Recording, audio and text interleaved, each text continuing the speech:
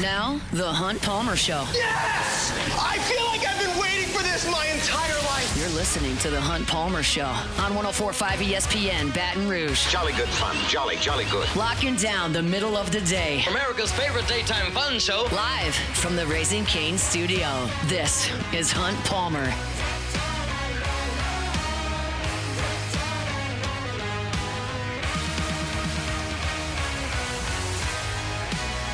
Hour 2, Tuesday edition of the Hunt Palmer Show, 104.5 ESPN Baton Rouge. Thanks for hanging out with us. We're brought to you by Immense Networks Cloud IT Management. Tonight, sports trivia, court to table. Hope to see you out there at 8 o'clock.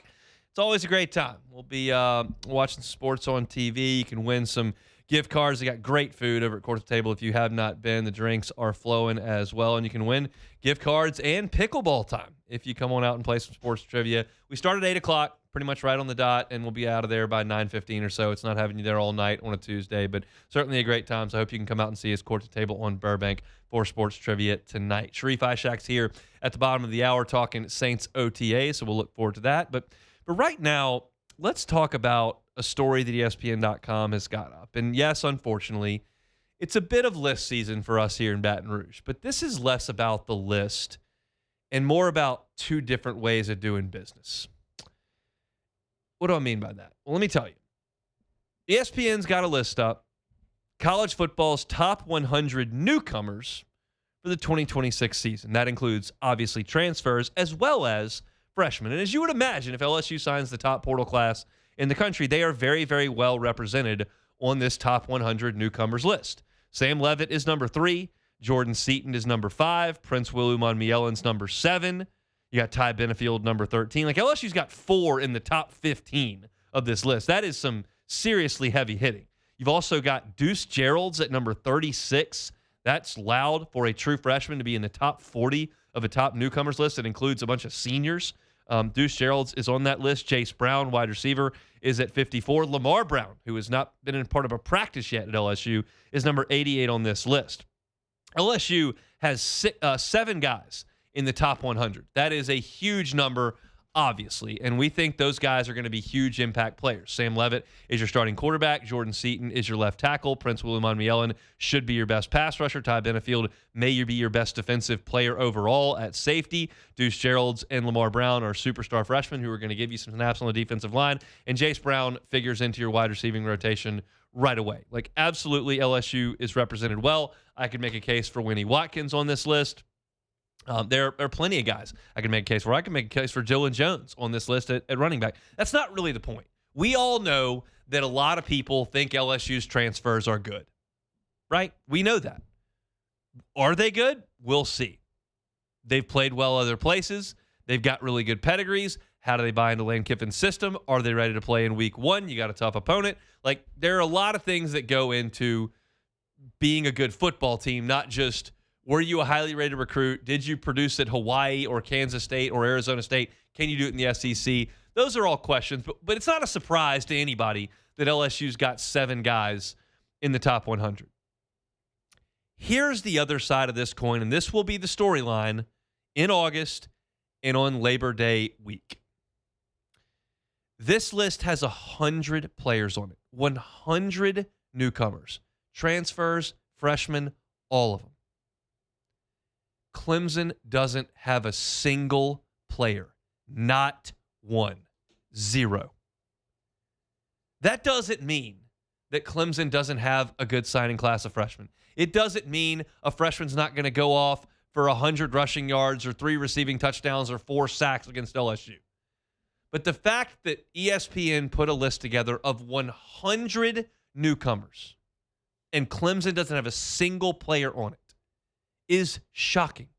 Think about this 5 years ago. Go back 5 years. Any top 100 list that ESPN could come up with that involved college football, Clemson is going to be well represented. And they're not. And you think, well, maybe Clemson was just loaded already, so they don't need to restock the shelves, because that's kind of what they thought last year. Well, I'll just read the numbers. This is not opinion. This is data. Blake Miller, first-round pick. Peter Woods, first-round pick. TJ Parker, second-round pick. Avion Terrell, second-round pick. Antonio Williams, 3rd-round pick. Cade Klubnik, 4th-round pick. Wade Woodaz, 4th-round pick. DeMonte Capehart, 5th-round pick. Adam Randall, 5th-round pick. They had 7 top 4-round picks. They had 9 draft picks off that team. 2 first-rounders. They lost a lot. That's 9 starters. They don't have anybody on this list. This is the storyline you're going to get. You're going to get 2 of the most high-profile coaches in the sport, Lane Kiffin and Dabo Swinney. You're going to get a rematch of LSU and Clemson. You're going to get one of the great venues in college sports, and you're going to get one guy who completely and totally bought into the transfer portal and paying players and name, image, and likeness and revenue sharing and the whole thing. You're going to get that in purple and gold, and then you're going to get the other guy who doesn't want to take transfers, who said they're going to build their program in the name, image, and likeness of Jesus Christ, who said that teams are tampering and rattled off a list of text messages that his player was getting while he's in class at Clemson, and he's in orange and purple. That's what you're going to get.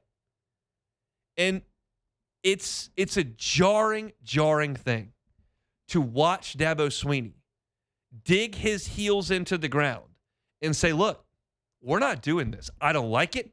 I didn't do it when I was winning national championships. I don't need it. And he's gone as far as to say, like, I'm coaching. If Clemson wants to run me out of town, I'll get another job. I'm coaching. So it's not like, well, I'm going to quit. Like we've seen, like Jay Wright was like, see ya. Jim Larinaga, I'm out of here. Nick Saban, I probably had enough of this. Chip Kelly, I'm done at UCLA. I'll go call plays for Ohio State and not deal with this whole circus. Like we've seen guys throw in the towel. He's not throwing in the towel. He's digging his heels in. And Lane Kiffin is flying to go get Sam Levitt and flying to go get Jordan Seaton and coming up with ways to raise money and trying to dive into this new era. Now, he's got his complaints. He comes up and goes, I'd really like the second transfer portal window when I'm here at my first year at the gig. I think you shouldn't be able to transfer every 5 minutes. I think it's really hard to do this and that. These guys don't have to buy in. They can transfer out, so it's harder to do. I don't really want to buy freshmen because they don't really play, and I need to spend my money. Like, he's got his qualms with it. But you can tell that Lane Kiffin is hustling and wants to do this. I started scrolling through this list of these players, y'all, and I'm looking at, it's not like it's all blue bloods in this top newcomer situation. I've got Illinois on this list. I've got Baylor. I got Arizona State. Colorado's on this list. Virginia Tech with James Franklin's here. I got a lot of programs that haven't won 6 national titles. Vanderbilt's in the top 50 on this list. I'm continuing to scroll. I'm just Wisconsin, Kentucky, Oklahoma State with a new coach. Like, everybody's represented here, and Clemson's not. And so the narrative going into this game, I'm afraid, like, I don't know this. I'm not fully immersed in football yet. I realize that I'm going to get there more quickly than I will, and I am beyond excited for LSU Clemson. Don't misconstrue that in any way. And I'm very excited about the Lane Kiffin era at LSU. May into early June is not when I'm locked into opposing rosters, right? I probably can't name one player on Clemson's roster, honestly. By the time they kick off, I'll know 12. I don't know one right now. But I'm just doing big picture, 30,000 feet stuff right now. And the narrative going into this game is going to be like, is LSU going to deal Clemson kind of the national stage death blow? Now, Clemson may win the game. They could. I don't know anything about Clemson's team. But, like, you look at the point spreads, it's a significant advantage to LSU. You look at the NFL draft projections, a significant edge to LSU. You look at the top newcomer, significant edge to LSU. Transfer portal class, significant edge to LSU. You're playing at your home stadium. And Clemson was terrible last year by their standards with 9 draft picks that I just rattled off. Did they replace them? No. LSU lost a boatload of draft picks too. They went and got the best portal class. I could not believe it. I went through initially to get the LSU guys out of the top 100 because that was going to be what I talked about. And as I scrolled through the top 100, somewhere around like 30, I went, is there Clemson got anything here? Nope. Sure don't. Utah, South Carolina, Oregon, Georgia Tech, Missouri, BYU, Louisville, Maryland, Louisville again. No Clemson. It is going to be a matchup of two programs who are doing things completely different ways. One of them appears to me to have caught the wave of the future, which most teams have at this point. I'm not trying to overly pat on LSU on the back. One of them is just quite simply stuck a decade in the past. And if they pay for it dearly in Tiger Stadium on Labor Day weekend, Dabo just won't have any answers. He just won't. If LSU, with a transfer quarterback and a transfer left tackle and a transfer edge rusher and transfer safety, come in and beat Clemson by 17 points, somebody's going to go to that visiting press conference and go, hey, man, you're not getting any transfers here. Why? Well, I mean, there is no answer. You were a losing football team last year. I'm not here to break down LSU Clemson in depth today, but that was a jarring scroll through for me to have not a single Clemson Tiger in the top 100 newcomers for 2026 in college football. Good luck, Dabo, after Labor Day weekend. No luck whatsoever on Labor Day weekend. In fact, not great luck at all. Bad luck. We'll see. All right, we're chugging along here on a Tuesday edition of the Hunt Palmer Show. Sharief, Ishaq in 15 minutes. The Hunt Palmer Show. Fabry Chevrolet GMC, FabryChevrolet.com is that website, FabryChevrolet.com. Every car that is on the lot is online at FabryChevrolet.com. They've also got great deals that I was telling you about for the entire month of June. You can get a 2026 Chevy Silverado at 0% APR financing for 36 months. You can get a 2026 GMC Sierra 1500, 2.9% financing for 72 months. And look, Chevy Trailblazer, Chevy Trax, as low as $30,000 over at Fabry Chevrolet GMC. And I can promise you this, with those great deals come great people, great relationships, great customer service, and fantastic service after that sale is made. That's what's made the Fabry family successful here for 35 years. They built their reputation on it. So go by and see them, Highway 61 in St. Francisville. Check out the inventory online at FabryChevrolet.com. So my friends at Fabry Chevrolet GMC, online at FabryChevrolet.com. This is the Hunt Palmer Show on 104.5 ESPN, Baton Rouge.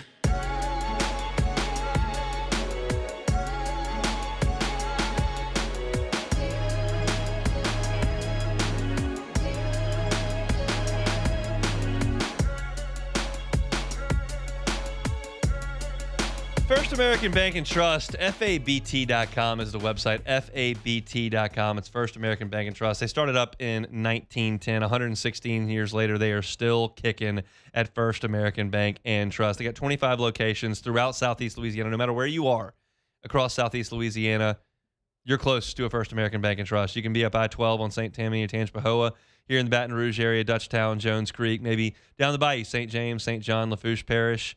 There's First American Bank and Trust near you, and they still care about the community feel. When I say community bank, you may think, oh, small, probably can't handle my commercial loan. Trust me, 25 locations, they can. And the people making the decisions at First American Bank and Trust are local. They're here in your community. The management staff at First American Bank and Trust averages 25 years with the bank. It's just part of the community that we're in. So if you're looking for a local bank to help you with a commercial loan, with a personal loan, First American Bank and Trust needs to be the first call that you make. Stop on by. First American Bank and Trust. You can find them online at FABT.com. All right, y'all. I thought about this segment for a good bit this morning. One, I'm not passionate about it. I don't have a lot of passion about this. I'm interested in it. I'm not passionate about it. If this were Ole Miss's quarterback, Texas A&M's quarterback, Alabama's quarterback, somebody on my schedule, well, I would probably give it a little bit more energy. This is just in the periphery to me. It's Brendan Sorsby's case over at Texas Tech. And I have never dealt with addiction. It is something that I understand is prevalent in our society. And I don't mean to disparage it in totality, okay? I don't mean to be insensitive at all. I'm just going to give you my opinion. The way this has been presented to me doesn't hit home. I don't believe what Brendan Sorsby's attorneys are saying. And again, I don't mean to be insensitive, but they are really, really, really strongly playing up this crippling addiction that Brendan Sorsby has to gambling on sports. And he went to rehab, and they are suggesting that he is doing better. But you see quotes like Joey Maguire saying, "I'm so proud of Brendan for getting help with his gambling addiction." And then you read the quote from the court filing from the legal team of Brendan Sorsby that says the NCAA has weaponized his condition to shore up a facade of competitive integrity while simultaneously profiting from the very gambling ecosystem it policies. I understand the sharp language. I understand that the attorney's job is not to see both sides. It's to fight vigorously for his client and to deliver strong and firm messages that pack a punch. But if attorney said that to me, I would simply laugh. I'm not a judge. I'm not qualified to be a judge. I would laugh at that. You're telling me that Brendan Sorsby, while playing college football, was simply incapable of deleting the apps off of his phone and stopping to place bets because there are DraftKings commercials that are playing during his games. I just lose me with it. Lose me with it. I'm not trying to be insensitive to everyone. In this instance, give him a flip phone. Take the app off the phone. Give him a flip phone. Go play court. Stop placing tens of and hundreds of bets and then betting on games you are involved in. That is just the worst thing you could do competitively, period. It compromises the integrity of competition. And I just am not going to sit here and listen to Brendan Sorsby's legal team jam this addiction down my throat when the guy was just clearly breaking the rules. Now, I may sound completely out of line to some people, and I understand that. But my job is to get here and deliver an opinion. And while I don't have firsthand knowledge of gambling addiction, I despise gambling on sports. I think it's fun to sit here on Fridays during football season and try to pick on the point spread. I detest watching a football game with $20 on the line. It makes it less fun to me. So I don't do it. I don't have a lot of disposable income, and it's not going on gambling. But I just feel as though this is a disingenuous facade. I giggled at times at the details of the Trinidad Chambliss case when they were presenting that at the tonsillitis thing. That's a humorous thing to me. Usually when we're talking about red shirts, we're talking about torn ACLs and torn labrums and bad concussions. And this is a guy who couldn't sleep properly. I found some humor in that, but I understood that they had a ground to stand on here. And certainly this legal team would stare me right between the eyes, throw the book at me, and tell me there is a legal ground to stand on. This is a crippling gambling addiction that the NCAA is fueling day after day after day with their television partners and their advertising and the partnerships they've made with gambling. And I just look at it and go, no, this guy just screwed up royally, and you're trying to come up with the one avenue that you can come up with to try to pin it back on the NCAA and win in a court of law. I'm not a judge. I don't have to listen to it. I can just sit here on the outside and go, I think this is absurd.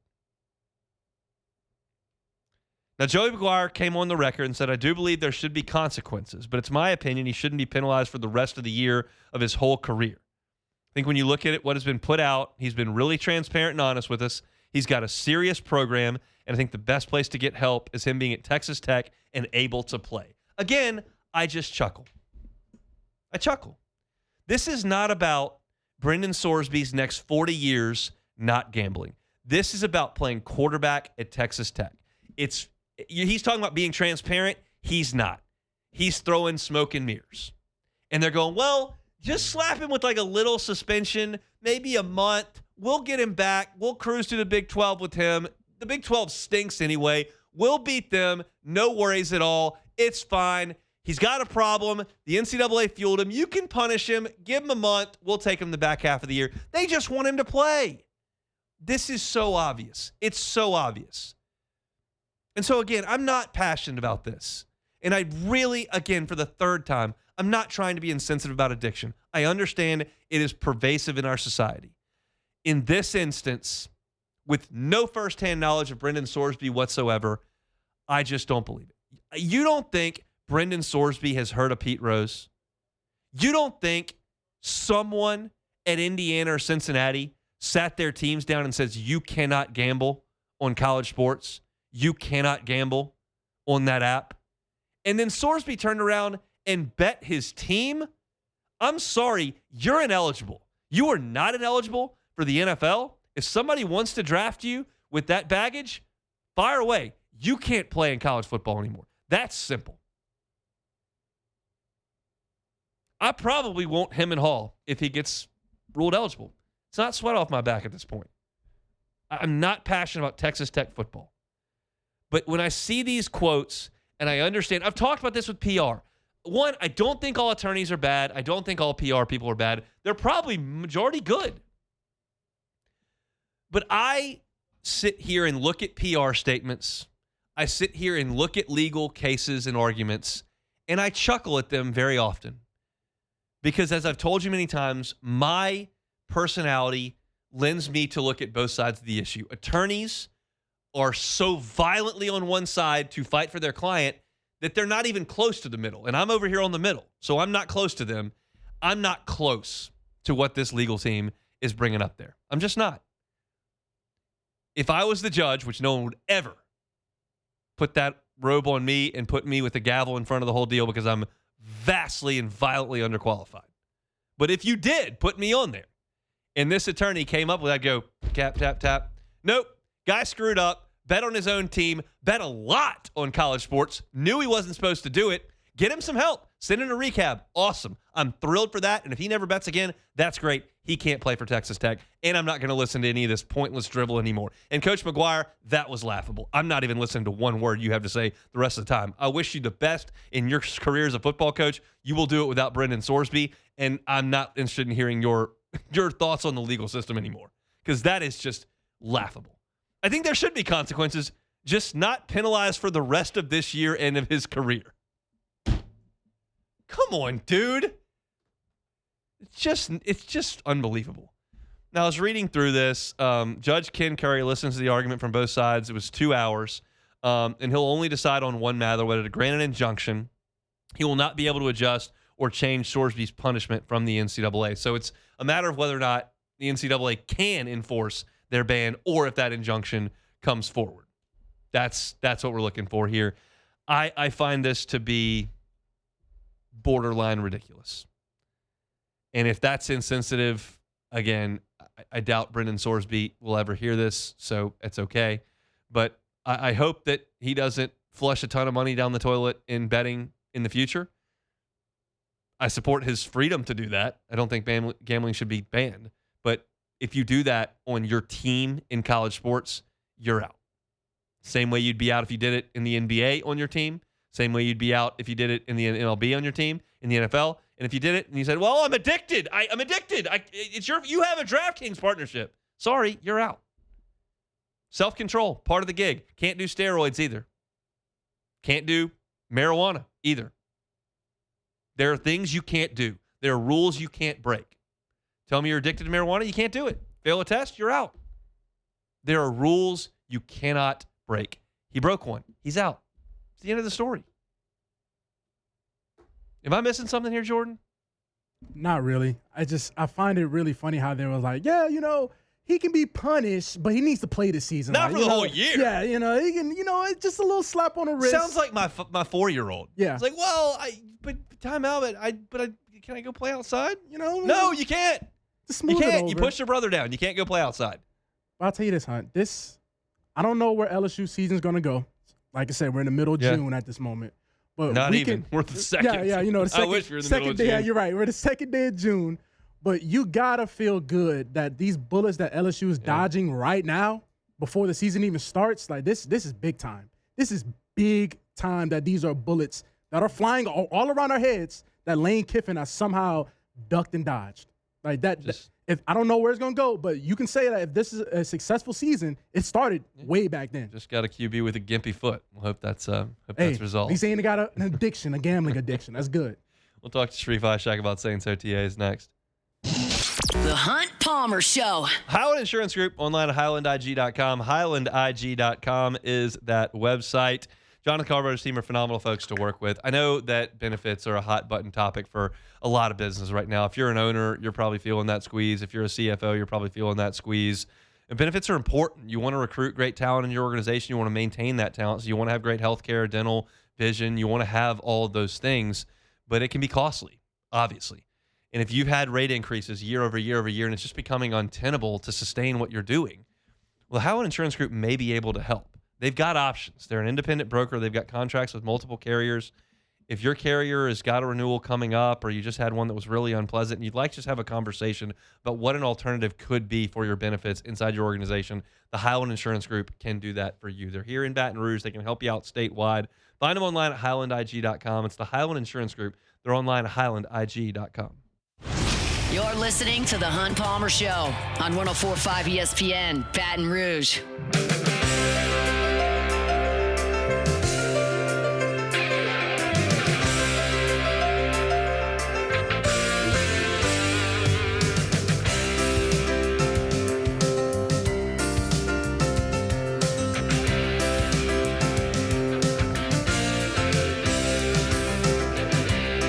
Tuesday show brought to you by Immense Networks, Cloud IT Management, immense.net. They're online at immense.net. We always talk to Sharief Ishaq, WDSU, down in New Orleans on Tuesdays. Saints in the middle of OTA, so let's talk about it. Sharief, how you doing?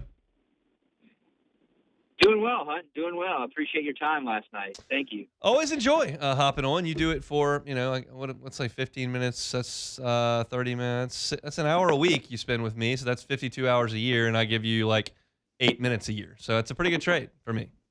It's all good, man. I like your intel and your knowledge of baseball is really good. I like it. It's worth it. Well, let's talk some Saints, because I appreciate your intel and knowledge on the Saints. Did you learn anything in the first week? Well, it's unfortunate that we're going to find out tomorrow what happened with Oscar Delp on that last play of practice. He pulled up and he was kind of favoring what looked like his hamstring. So that's one thing I learned.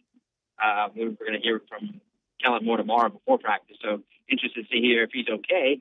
Other than that, no, it was nice to see Chris Olave out there and see David Edwards and Travis Etienne out there working smoothly, looking good. I mean, like I said, it's hard to get much out of those type of practices, man. I mean, just to watch something without pads on, 7-on-7s. Tyler Shuck, I think, went 10 of 12 in his passing and 7-on-7s, but that was such a big thing last year. We were talking about, stats between Spencer and Tyler, but it's not that big of a concern this year. But it's still good to see how smooth he looks with this new receiver core. So, I mean, that's the things you look for. You look to see how in sync they are and the chemistry they're building, and you're starting to see a lot of that. And Tyler looks sharp, man.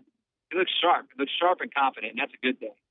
Let's talk about tight end, because you mentioned Oscar Delp, and whether or not he tweaked his hamstring at the end of May is not necessarily the biggest thing in the world. You'd like him out there. Obviously, it's his first summer with the team, but it's not at the end of the world, assuming it's not a significant injury. But they've added him in the draft. That's the second tight end they've drafted in 2 years with Kellen Moore. They add in Noah Fant. Obviously, Juwan Johnson's still here. What do you make of the tight end spot and how much that will be used in the offense this year?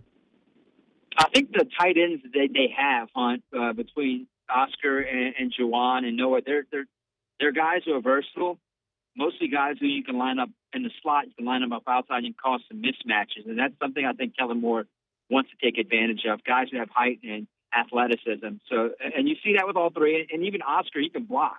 So that's another plus side for Oscar. He can block. So that gives him a little versatility, and it gives him some extra weapons to Tyler Shuck. And I think that's something they're trying to, push forward and use in this offense this year. And you're starting to see that build, that constant build, and adding different type of players to that layers and layers of offense that Kellen Moore likes to use. And I think you saw some of that in Philadelphia whenever he was running that offense. He's like, we need to get a tight end. We need to get a versatile tight end. You have Juwan, get Noah, and then you add Oscar to it. And it's like, okay, we've got something there. We've got something to work with, and we can continue to layer this offense, including these tight ends. As much as we love Foster Moreau around here, not necessarily the most dynamic pass catcher in the National Football League. Can certainly line up there and help you at the end of the line, and can certainly catch balls around the sticks, but not a guy that's going to make a ton of plays. And the other guys are more capable pass catchers at this point in their careers. Backup quarterback, you see obviously Zach Wilson out there. You see Spencer Rattler there. What's that competition you feel like going to be like? Well, I'm interested to see if Zach Wilson is there, because he wasn't there last week when we had a chance to watch practice. So, yeah, that's going to be the good competition there. Who's going to win out there, backup quarterback? The veteran who's been there a few years in the league. I'm talking about Zach Wilson, or is it going to be the quarterback that Saints drafted that started? So that's going to be an interesting battle in terms of skill sets and who can provide the best opportunity to be Tyler's backup in this system. So I think that's going to be a good one to watch. I want to see what Zach Wilson looks like. I want to see what it looks like, in OTAs. I want to see what he looks like in minicamp. I just want to see if he can zip it. I want to see if he's picking up the offense, what kind of chemistry he has with the receivers, because Spencer and Tyler, they already have that chemistry there with most of these guys. So how long will it take for Zach to pick up this system and this offense, and how well can he gel with it? Flipping sides of the ball over to the defense, can you tell DeMario Davis is not out there? It's hard to tell. It really is. It's hard to tell right now. When we get into like the second week of training camp, you're going to be like, all right, where's number 56, man? It looks different not to see 56 sitting there to build that defense. But you who's, been there, done that before with the Saints.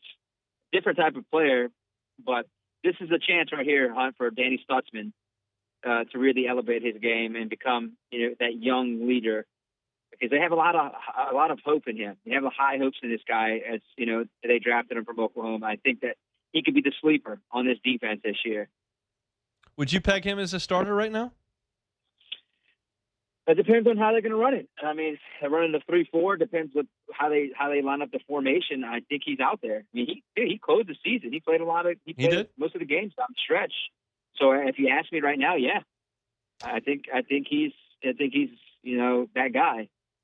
That leads me to the next point of, we know Jonas Sanker is out there doing a lot of things. We know Quincy Riley's now moving into a starting role. Obviously, you've got your left tackle in Kelvin Banks, and you're talking about Stutzman, and we'll see what Devin Neal can do. But, could we look back at that draft from last year as a transformative draft? Oh, absolutely. 6 and 17, they're in their own categories. It's going to be tough to ever compare those two draft classes to anything else. But, yes, that's going to be their number 3. They're the third best draft class. Yeah, I mean, just the way that they're thinking about how you can go back and say, wow, I didn't know that guy was going to be that good. I didn't know that guy was going to be that productive. And there's still time to go. I mean, I think you're looking at another year or two before you can actually make a decision on that. But just by looking eye test on the impact that these guys can make in a year or two from now, it feels like that draft class was such a home run. And it's such a home run. I think it's probably one of the better draft class, if not the best draft class from all the teams last year. But I mean, you're not even talking about what Jonas Sanker, how he's going to be used. But he's, talked about being used in that star slot, what Alontae Taylor played. And if he could do it, that's a plus side. And the way he played at the end of last year. I guess the answer to my question, less than half, 40% lies in the question I just asked you, and 60% lies in how good Tyler Shuck is, because he's obviously part of that draft class. If he becomes, a Pro Bowl quarterback who, is consistently one of the 2 or 3 best in the NFC, all of a sudden that's a transformative draft class like you wouldn't believe. If he becomes kind of a washout in the league and regresses, then all of a sudden it doesn't really matter if you've got a good slot corner. If your quarterback fizzles out, you're not going to be very good. So I guess I answered my own question there with Shuck needs to be pretty good. Last thing I guess is what you talked about, him being sharp. That stuff on the field. Have you noticed him in the media and also on the practice field? Does it look a little bit different this year? Yeah, he talked to us last week. So he's confident. He's got some wit. He's got some humor to him. He's not just plain, just not giving you those boring cliche answers. It gives you some good stuff, which is great for us media. But I think he is evolving, off the field as well as a leader. That's one thing he did mention that, some of those guys who were leaders and team captains last year aren't there or may not be coming back. And he said, look, this is my opportunity to become a leader. And the way he talked about being a leader, you can just tell he's transcending to being just more than a sharp football player on the field. He's becoming a sharp football player off the field. And that's a positive sign, man.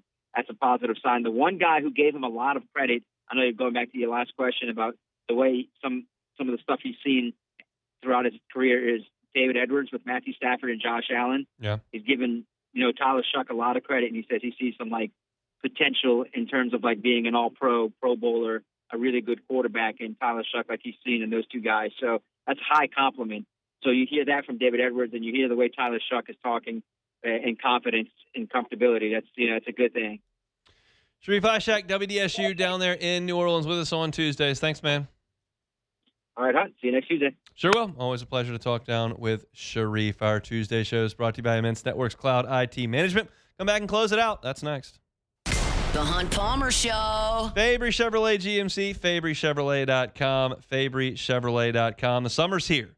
If your lease is up, or if you're just thinking about getting behind the wheel of a new car, or maybe you've just decided, look, we gotta take that road trip. We got to get the kids loaded up. We got to get all the gear in the back. We're headed up to the mountains. We're headed to Grandma's house. We're headed down to the beach. We need a new ride for that. Well, if you need a new Chevy Tahoe, need a new Chevy Suburban, need a GMC Yukon, Denali, need a truck, Silverado, need a GMC Sierra, they're all there at Fabry Chevrolet GMC.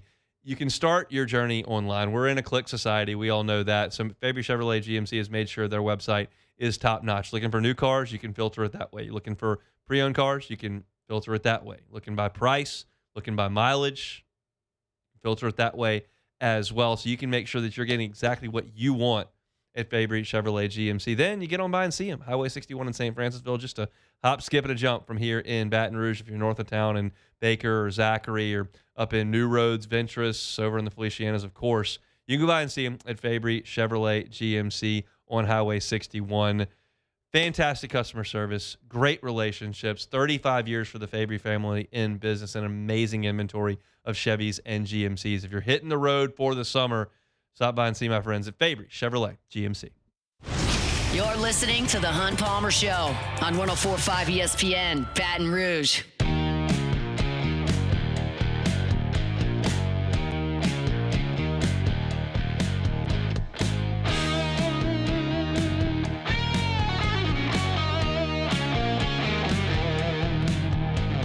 I think we've all worked somewhere where the IT department just felt like they were running ragged, right? You just got one or two folks in that department, and there are issues all over the building, and people are frustrated because they can't get things fixed. If you're in that situation in your company where your IT situation's they're just overworked, they're just stressed, contact Immense Networks. That doesn't replace your IT department. It just helps them. It just helps them help your business run more smoothly. Immense Networks is consultative, they're relationship-based, and they're proactive. They're going to monitor your systems as a business 24/7 to make sure that problems don't crop up.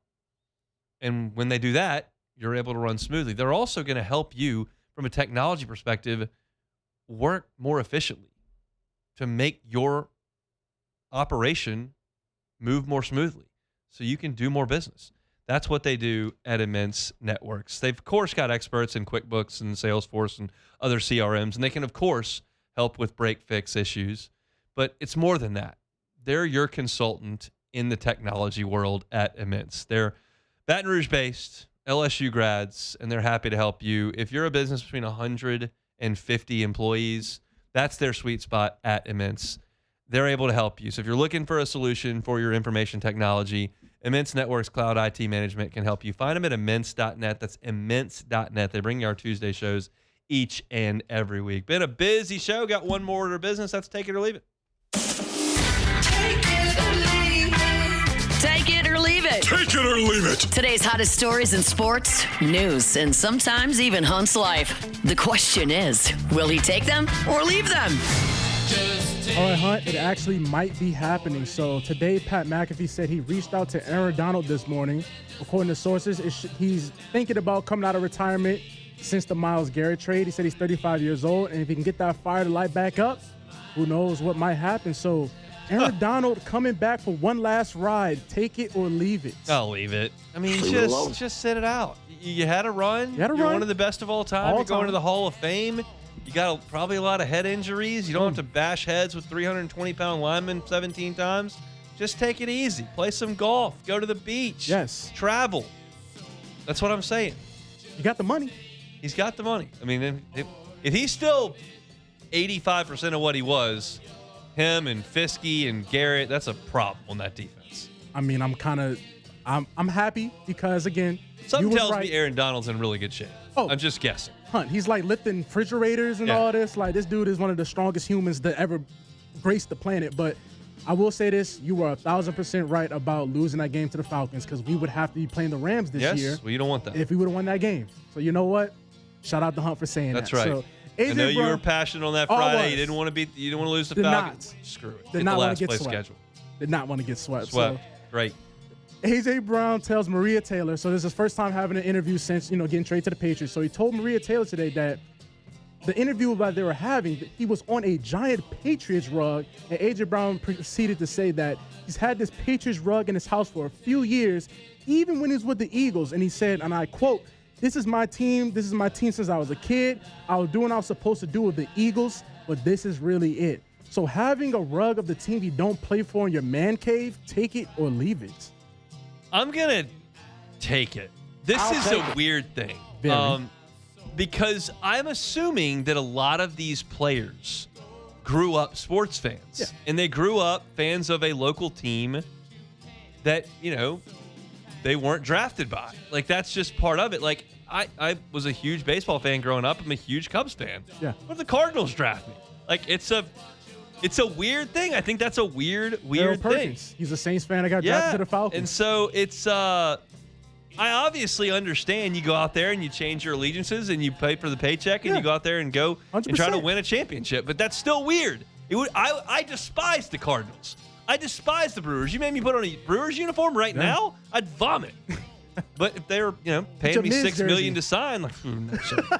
But I get that. Like, I get that is a real thing, that like these kids grow up as fans of one team, you go play for another team. Like, that's kind of weird because most of us mere mortals, we just have our team forever. And like, we don't ever change. That's it. It's just not like that for the guys that make it to the biggest level. And it's funny what we're saying is because Kristen Miller, the Saints drafted from Georgia. Yeah. His whole family was Falcons fans. And they were like, what are we supposed to do now? This Pretty guy, easy. Hey, Unc said, I'm going for the Falcons until they play for the Saints. And I was like, I'm going to go for the Saints, but I'm going for the Falcons. So, former top-rated high school wide receiver turned MLB outfielder Jordan Adams is attempting to make a switch to college football. Adams has enrolled to play college football at SMU. The news comes after Adams was released by the AAA affiliates of the Milwaukee Brewers, who you despise. Yep. Adams originally was signed to play wide receiver at UNC as a four-star prospect in the class of 2018. He was also the number 8 wide receiver in the nation, ahead of Jamar Chase at number 15. I saw that. Pro baseball player to college football? Take it or leave it? Take it. We've seen this in Baton Rouge. Josh Booty did it in Baton Rouge. Joe Lawrence did it in Baton Rouge. Zach Von Rosenberg did it in Baton Rouge. This has happened a lot here in Baton Rouge with guys that have played professional baseball out of high school and then come back and played some. Matt Malk did it as a national championship quarterback as an older player. So I'm okay with that. That's been okay for 35 years.